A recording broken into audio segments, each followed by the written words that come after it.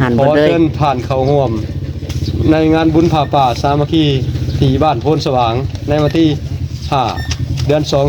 2016ผ่านเตียงทองพร้อมครอบครัว โดยเอาพี่น้องเลยที่ไปแน่เอาพี่น้องเลยเนาะเฮ็ดFCเม่นมาอยู่เนาะให้ทางน้องลานวางงาน QR code ไว้พี่น้องเลยบางเทื่อ FC เพิ่นอยากเข้ามาแขวนต้นนี่ยังซอยผู้ละเล็กผู้ละน้อยเพิ่นว่าเอาพี่น้องเลยโอเคคลิปนี้แหละเนาะเดี๋ยวน้องลาสิวาง QR code ไว้ให้FC เด้อเนาะไผสิโมน้อยโมหลายก็บ่ว่ากันผู้10,000 20,000พี่น้องเลย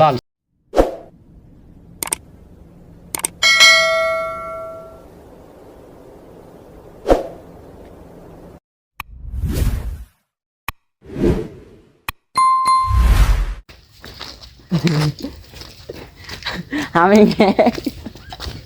เดี๋ยวใครไปดูใหม่ตามเด้อพี่น้องไอ้เนาะกำลังหาเตียงมื้อเช้านี้พากันเมียนเอาแต่เช้าไปเจ้าปอกแปกเท่านี้ละมาเราปอกแก๊กไม่ใช่ผู้นักหลับนักก่อนอยู่วะเม้งหยอกเฉยพี่น้องเนาะจังไรก็ได้สบายดีแม่ซี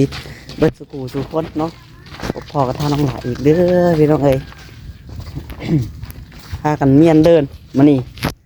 เมื่อนี้ก็เป็นมื้อวันที่30แล้วเนาะใกล้เข้ามาอะไรพี่น้องเอ้ยเนาะ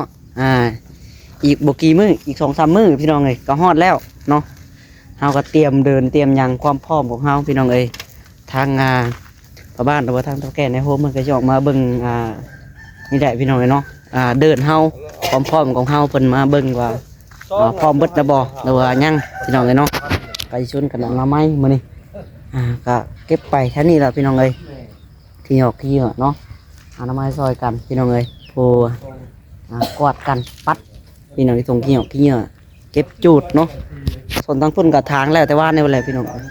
ทางบ่อส่งกับน้องตือทองเงินทางเดี๋ยวมันแห้งๆจะหน่อยกับตอนแรกก็สิจูดแล้วพี่น้องเนาะมันยุบจังหน่อยก็จูดได้แล้วเนาะแม่จูดให้มันแปลนพี่น้องเลยเนาะไปจังไรก็ได้เดี๋ยวไว้เบิ่งน้ำกันพี่น้องเลยพี่น้องเลยก่อนเสียน้ำไม้ก็ได้เนาะเปิดภาพบรรยากาศกล้องหลังเนาะเดี๋ยวให้ทั้งพ่อมาเบิ่งอ่านให้ฟังบัตรห่วมบุญก่อนพี่น้องเลยมีไผแน่เนาะแต่ก็หลายยี่ดอกพี่น้องเลยเนาะเปลี่ยนใส่ให้เป็นฮะยัดใส่มือก่อนพี่น้องเลยยัดใบยังใบเปิดหอดใบอันนี้เนาะยัดใส่ซองพี่น้องเลยใส่กับซองอ่านผู้แม่FCฟังเนาะมึงดูโอ้ยเนาะไปจะไปอ่านมันนานก็รอเนาะมันหลายอ่านได้อีหรอกมันนั่นเจ้าอ่านเนาะใครเป็นคนใต้คลิปใช่อ่านครับนี่แหละพี่น้องเลยเบิ้งกับผู้ภาพกับพ่อแหละเนาะที่จะอ่านกับอ่านเบิ้งนี่แหละเนาะเดี๋ยววันนั้นทางพ่อเป็นอ่านให้ฟังมีบัตรเซิร์นเพื่อFCว่าบางคนก็ว่าโบยบัตรเซิร์นนี่พี่น้องเพิ่นเขียนกับบัตรเซิร์นเนาะน่ะบัตรเชิญฮะบัตรเชิญเนาะนั่นอย่างนั้นที่เห็นบัตรข่าวบุญธรรมดาเนาะบัตรข่าวบุญเพิ่นเขียนบัตรเซิร์นดิไทยโอ้ยพี่เดี๋ยวเนาะพิษมาจากที่บุญเป็นยังเปิดกล้องฮะเปิดกล้องแฟนเปิดเบิ่งให้น้องสาวเบิ่งภาษาเพิ่งก่อนกล้องหลังบ่กล้องหลังวัดข่าวบุญผ้าป่าสามัคคี2016อุทิธรรมคำยินดีของเห็นหุงอยู่บ่ของพรอนุหุงขาทางหลายภายในมียะพ่อแก้วเจ้าอธิการวัดพลทองไสยรามเป็นประธาน2ยะพ่อศรีทนเจ้าอธิการวัดศรีบุญเฮืองรองประธานพร้อมด้วยสามเณรไพในวัดเป็นเข้าภายนอกมีอำนาจการปกครองบ้านโพนสว่างพร้อมด้วยเฒ่าแก่แนวโฮมบ้านศิลวัตร ตลอดฮอดพ่อแม่ประชาชนผู้ใหญ่น้อยใหญ่ภายในบ้านโพนสว่างน้อยโพนสว่างใหญ่เมืองอุตภพรแขวงสวรรณเขตพร้อมเพียงเฮียงกันจัดขึ้นบุญผ่าป่าสามัคคีขึ้น1ปางที่เดินเฮือนของสร้างแก้วและนางพรบ้านโพนสว่างน้อยเพื่อหารายได้สมทบขึ้นก่อสร้างประตูขงวัดที่บ่ทันสำเร็จรายการบุญมีดังนี้วันที่4เดือน2 2016ตรงกับวันพุธแฮม2ค่ำเดือน3ลาวพศ568เป็นมือห่างหากาเกียมวันที่5เดือน2 2016ตรงกับวันพฤหัสแฮม3ค่ำเดือน3ลาวพศ2568เป็นมือโฮมหัวบ้านตอนแรงมีวิธีทางศาสนาทางทำกลางคืนมีการพบกันตามประเพณี นี่เบิ่งนี่จริงเอาบ่ขึ้นตัวจริงวันที่6เดือน2 2016ตรงกับวันศุกร์แฮม4ค่ำขึ้นแฮม4ค่ำขึ้นบ่ฮู้แล้วให้เบิดบ้านโพธิ์สว่าง เดือน3ลาวพศ2568ตอนเช้าจะมีการตักบาตรถวายสังฆทานพร้อมด้วยพระสงฆ์องค์เนนและจบพิธีดังนั้นจึงผู้ชายอันนี้จึงข้าวบุญกุศลนี้มายังญาติออกตนญาติโยมเพื่อทราบหวังอย่างยิ่งว่าท่านคงจะสละเวลาอันมีค่ามาห่วมเข้าไปละห่วมหมู่ค่ะน้อยทั้งหลายด้วยหาก็ได้ขออวยพรใส่4ประการมายังผ่านและครอบครัวจุงมีอายุวันโนสุขขังพลังด้วยเถิดจะบ่บันจบแล้วเนาะจบพิธีพี่น้องใส่แล้วบ่น้องตุ้ยทองยังหลายใช่ไหมใส่เบิดไปแล้วเนาะยังแสดงอ่านรายชื่อให้ฟังพี่น้องบัตรเบิ่งตอนนี้ก็นี่ละหน่อยเนี่ยพอพระอาจารย์เนี่ยพอชิทนหน่อยเป็นบัตรเด้ออกแบบมาแล้วแต่ว่าบ่ทันได้อันนั้นมีประตูไขเรียบร้อยคงบ่มีประตูไขอัดเรียบร้อยแต่ว่าตู้คุกเนาะแม่นจริงมันยังมีตัวโครงหางมันน้อยยัดใส่บัตรสมันเด้ออย่าลืมได้เนาะมาได้วันแจกซองอันให้เพิ่นไก่ว่าเอ้าสิอ่านจังได๋วันนี้เนาะมือใดบาดบ่มีอันใบอันนี้ตัวพี่น้องใส่บัตรสมันได้ซองคือซองได้ครั้งนี้ใบชิงซีใส่ที่ใบชิงซีบ่มีได้มีแต่ใบใหญ่ไปบ่มีเจ้าเอาเลือกใส่มาอ่านเลยใหญ่ต่อกันใส่นี่น่ะมีใบชิงซีอยู่โอ้ยเนาะใบนี่เจ้าก็ว่าช้ากว่าเนาะจังใช้บ่แต่ละมีจักใบบ่นี่พอบัดเชิญก็มีอยู่ประมาณ20ใบ21บ่ฮัลโหลเมืองอุดมพรก็บ่ถือครับแล้วเว้นแล้วนะไปหนึ่งร่วมงานบุญผ่านตาสมัคคี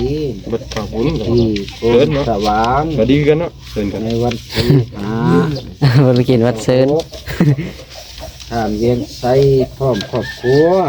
แม่ ตอน น นี้ใส่ใจเกินร้อยไอ้เพิ่นอ่านเลยหึ นะเพิ่นอ่านเลย เอาอันนี้เนาะ เราอ่าน สิอ่านได้บ่ สวัสดีอ่านเลย อ่านอ่านให้ครบเลยเด้อเอามีจักใบบาท ตัวนี้อันนี้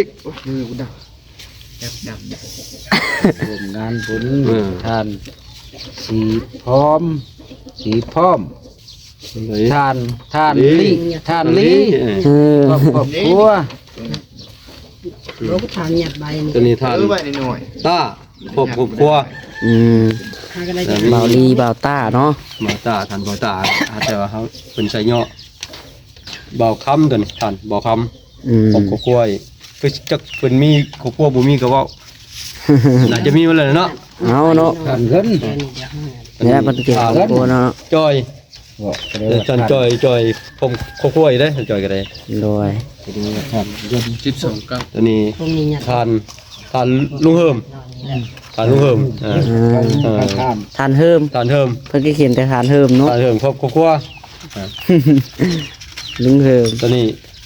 ทานตู้ชิดที่พรพร้อมครอบครัว ตุซิด โดยตัวนี้ทานคำไพ่พร้อมครอบครัว ทานคำไพ ใช้ตัวใดใส่แล้ว นี่พวกนี้ใส่แล้ว อย่างตัวนี้ อยู่ตัวนี้บ่ ตัวนี้ทานเบายาวพร้อมครอบครัวทานยาว อ๋อ ตัวนี้ทานจันทร์ อืม คือจะเป็นเบาจันทร์นั่นแหละ โดย เบาจันทร์ชาแนลนั่นแหละพร้อมครอบครัว ความครอบครัว ทานบอสพร้อมครอบครัว ความครอบครัว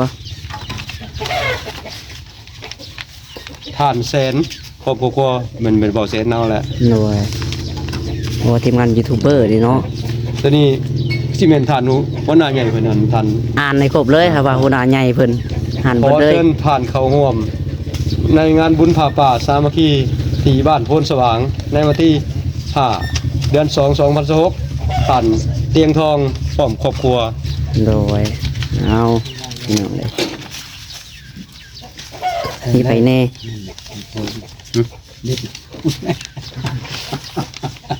แล้วตัวนี้ทานจิตอุทุพรนั่นแหละ บ่จิตตัวนี้เนาะ ตัวนี้คือทานเบาบุญนั่นบันบุญบันป่าฮะ มา คร บุ อบ ญ ครัว มาบุญ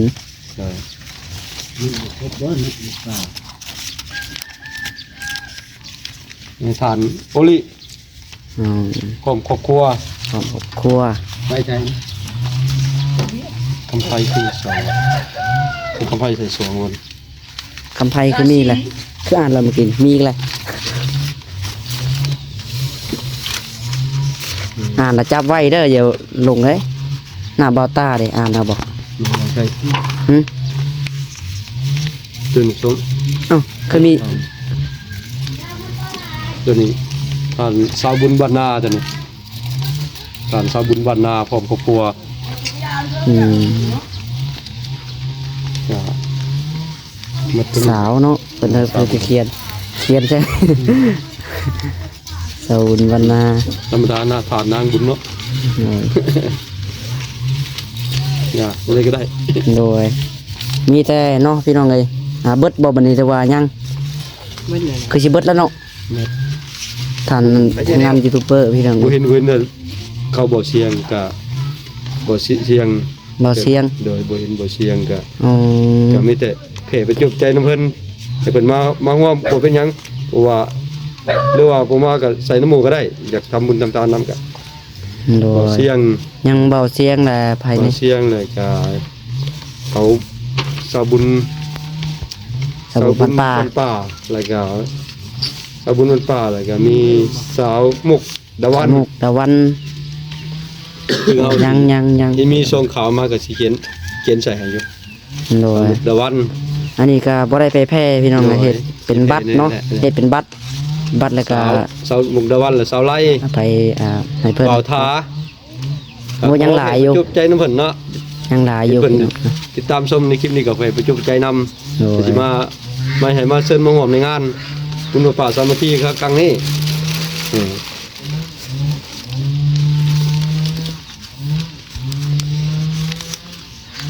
มีแต่เขียนซองข่าวเอาผู้ที่ว่ายังบ่ครบเนาะทีมงานยูทูบเบอร์สายบุญพี่น้องเอ้ย สิเขียนซองข่าวให้เพิ่นเพราะว่าสิเอาซองเป็นมาละเขียนเพราะว่าใส่เฮาก็หลายอยู่ โดย เขียนให้เพิ่น ใส่ครบเบิดแล้วน้องไก่ทอง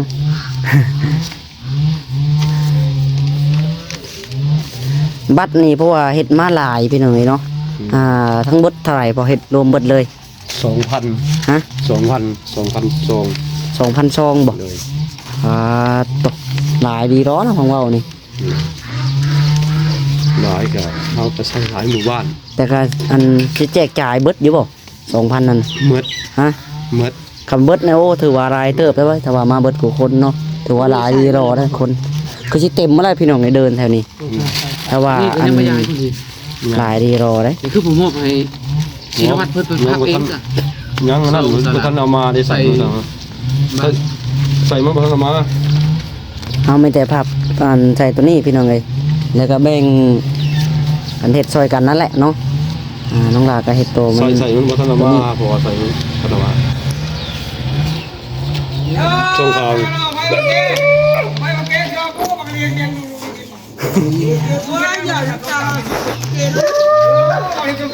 ตัวใหญ่เนาะมันไม่ง่ายนะตัวใหญ่ถ้ามันเอาพักซองนะซองให้มั ตัวน นี้เพราะว่าเป็นศรัทธาของยาบ่สิคนเองเพิ่นเพิ่นสิเอาไปนะเพิ่นสิเบ็ดช่วยเหลือเพิ่นมอบให้เพิ่นได้เพิ่นได้อัดให้เพิ่นสิเอาไปก็พร้อมกับโอเคในโรงพยาบาลใหญ่เลยไปเพิ่นต้อง พอ ไป ส่งให้เพิ่นแล้วธรรมดาครับพอส่งให้เพิ่นเพิ่นสิจัดการ แล้ว บ่ได้ครับก็ อั ส่ น ง แร ให้ ก เพิ่น มัน เอาไว้ ช่อง นี่ เพิ่นซื้อมาก็อย่างนี้ ผมป้องอันนี้เพราะว่าคืนนี้ก็หยัดแล้ว500งาน100จะไปส่งวันนี้ไปเพไปส่งอยู่บ้านห้วยบ้านอันนั้นนะยังทำพอกทำผ้าเกี่ยวกับบ้านเมธนาคนางบ้านเราใหญ่ ที่ไปมีบ่ เป็นสิไปมื้อนี้เพราะว่าได้อาเชียไปเอารถใหญ่ไป ไปม่วน แม่น ไกลเติบแต่เนาะ ไปม่วนไปบ่ได้อยู่เข้าไปนำอย่าว่าแล้วว่าฟัง ถือ เด้อ ว่าไกลเติบพี่น้องเลยเนาะ ไป บ่คิดบ่ใครไปนำได้อยู่อยู่นี่ ทางบ้านประชาชนเพิ่นพี่น้องเลยว่าโตเพิ่นว่าเห็นประกาศออกคลิปพี่น้องเนาะเพิ่นว่าคือสิแม่นจัดใหญ่เติบซะแต่ละปีเฮ็ดจัดงานจัดบุญหยังคือบ่เห็นประกาศเห็นหยังมีแต่เฮ็ดแบบเงียบๆพี่น้องเนาะมาปีนี้เห็นประกาศออกคลิปออกหยังพี่น้องเลย ทั้งคลิปทั้งข่าวให้บนุข่าว โดย ข่าวสถานีสวรรค์เขตบุกก็ที่ว่าบุเคยมีมาก่อนบ้านเราจะไปข่าวของสถานี โดย บางบนุก็เป็นหมู่ของพ่อเอง โดยเพิ่นสิ โคศกคนกันได้ เพิ่นสิมาบ่ มาเชิญเพิ่นมาอยู่ โอ้ กับเดี๋ยวนู้คือสิเป็นบ่าวสุภาพสิมันน่าจะมานำ โดย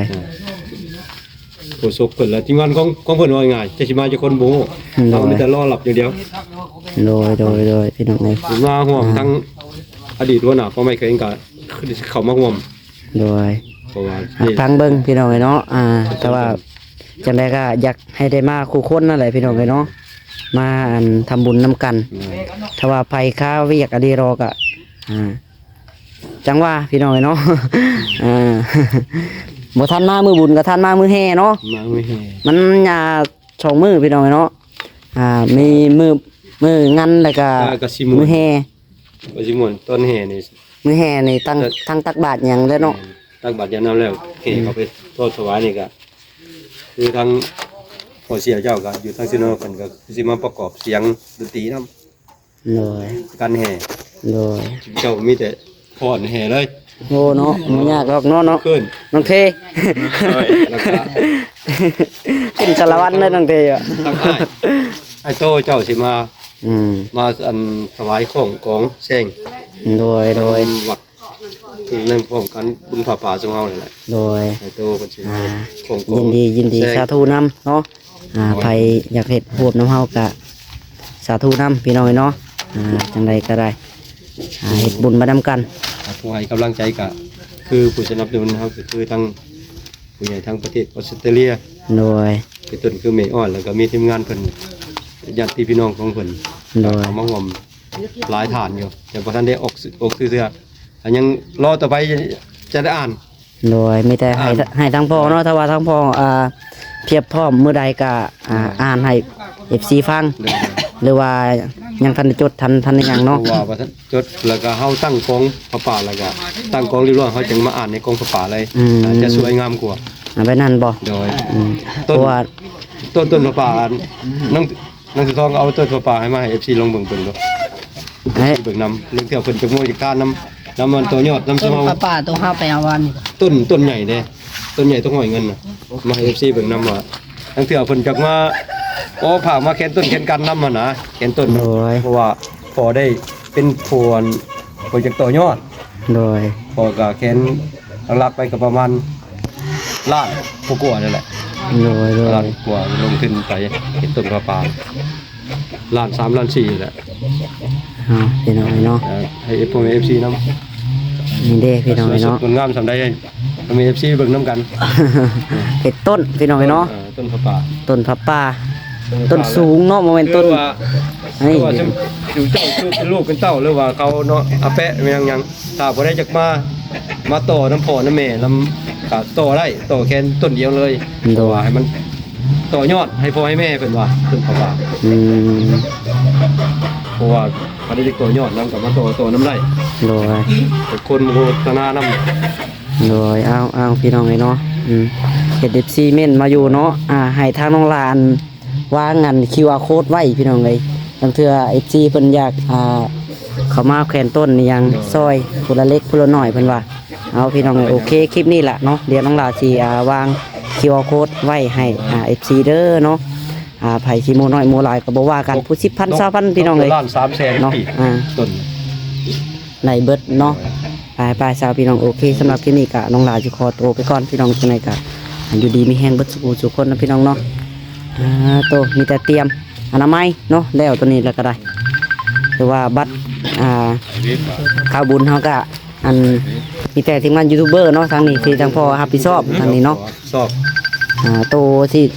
ที่เหลือได้ซะ มันสิเหลือก็มอบต่อตะเกเพิ่น เฒ่าแก่เพิ่นบ่ โดย หลายผู้หลายคนอยู่เนาะ โดย เพื่อสิแจกเบิดก็